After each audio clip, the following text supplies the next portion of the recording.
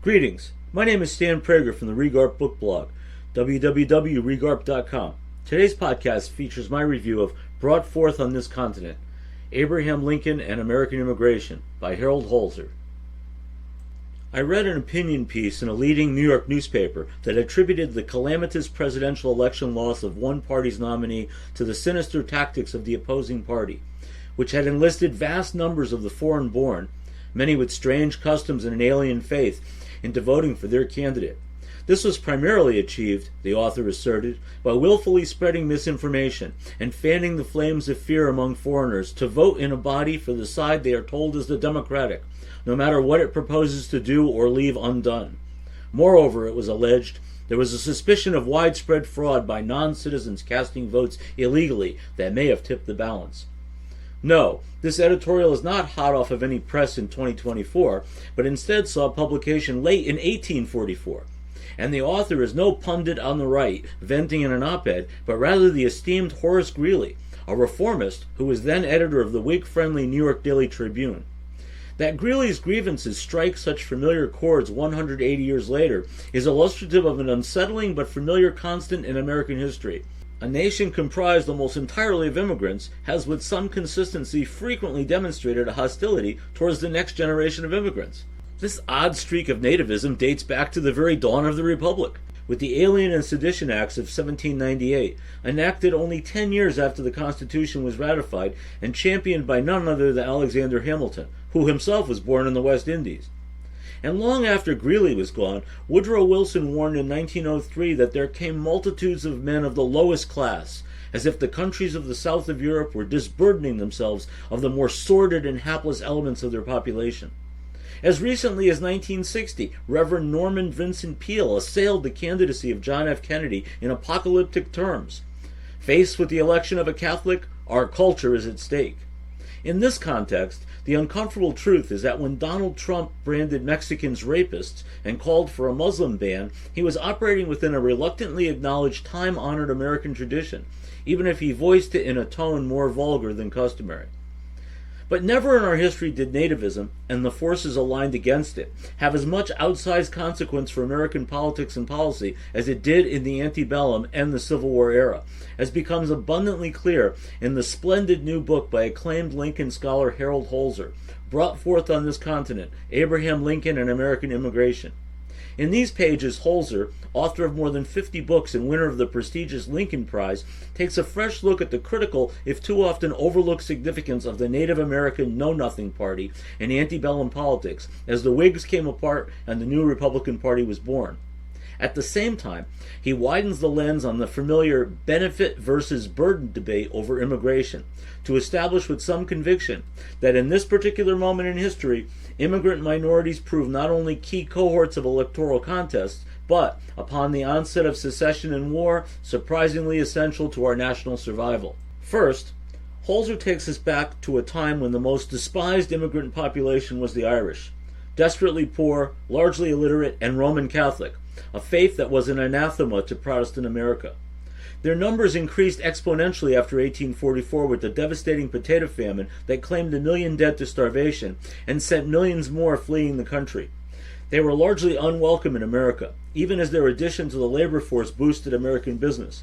There was the typical charge against the Irish of putting the native-born out of work, but like most immigrants then and now, they flocked to low-paid menial jobs most Americans did not want.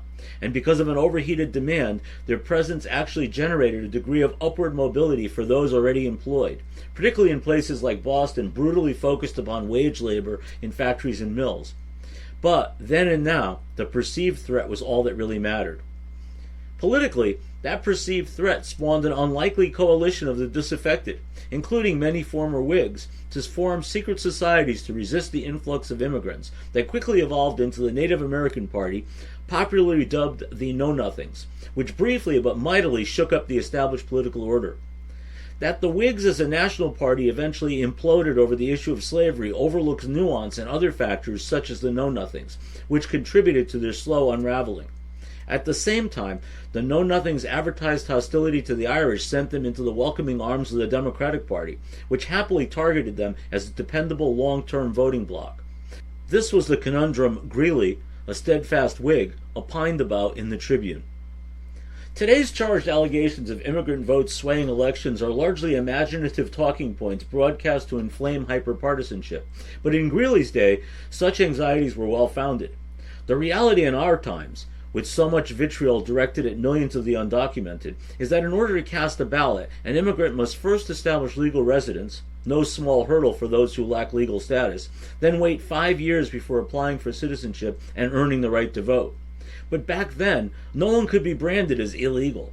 Such a concept did not even exist until the shameful 1882 Chinese Exclusion Act. So 5 years after stepping off the boat, regardless of national origin, virtually anyone could request and be granted citizenship. And along with it, any male of a certain age could obtain voting rights. The push-pull factor of the Know-Nothing's blatant enmity and the deliberate embrace of the Democrats rattled Whig confidence to no end. The other significant foreign-born demographic was German, Protestant and Catholic, many whom had fled Europe after the failed liberal revolutions of 1848.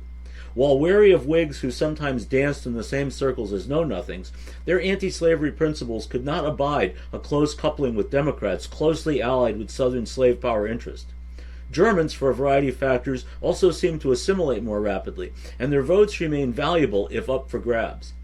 All of this occurred against a dramatic backdrop that saw national unity crumbling, Whiggery gradually going extinct, and the creation of the Republican Party.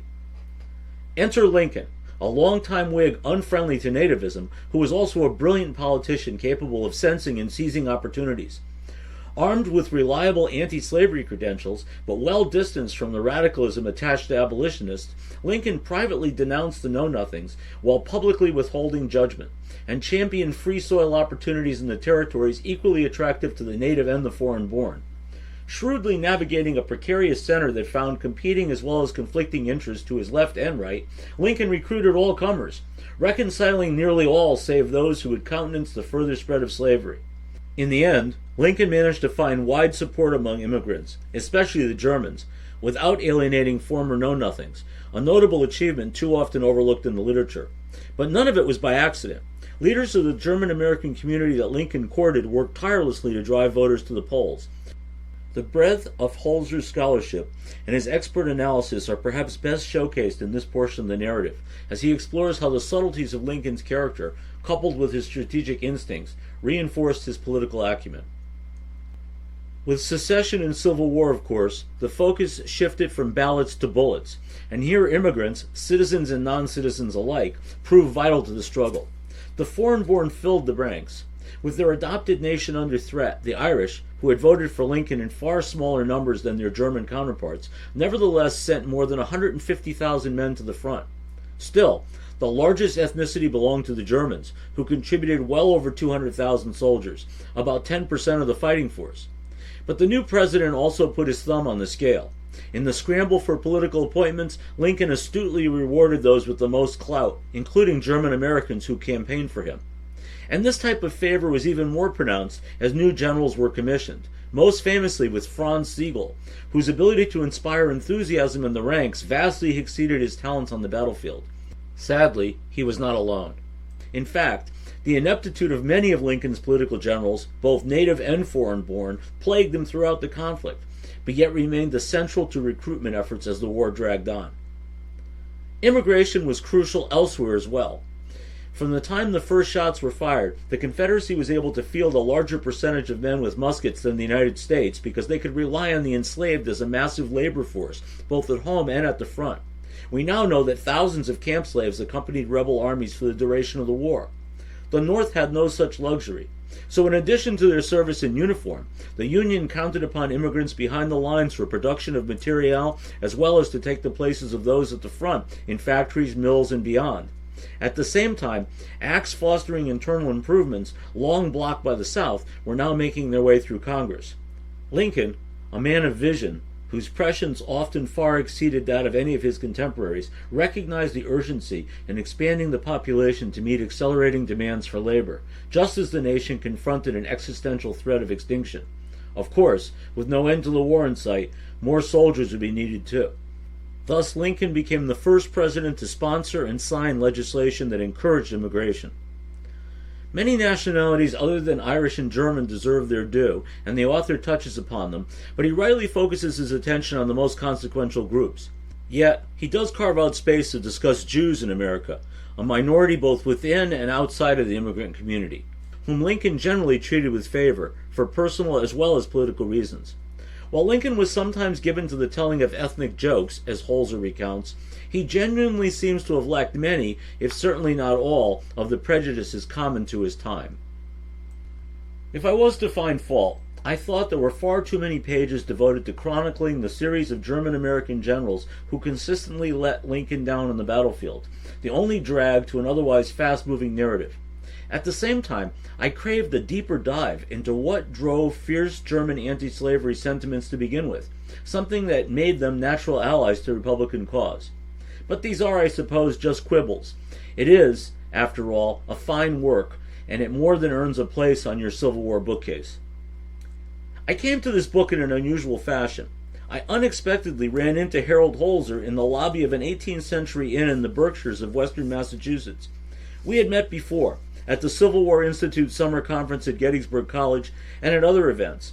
I was on my way to see blues guitarist vocalist extraordinaire Samantha Fish in Great Barrington. Harold was returning from a presentation of this very book at a local library. We exchanged pleasantries and moved on.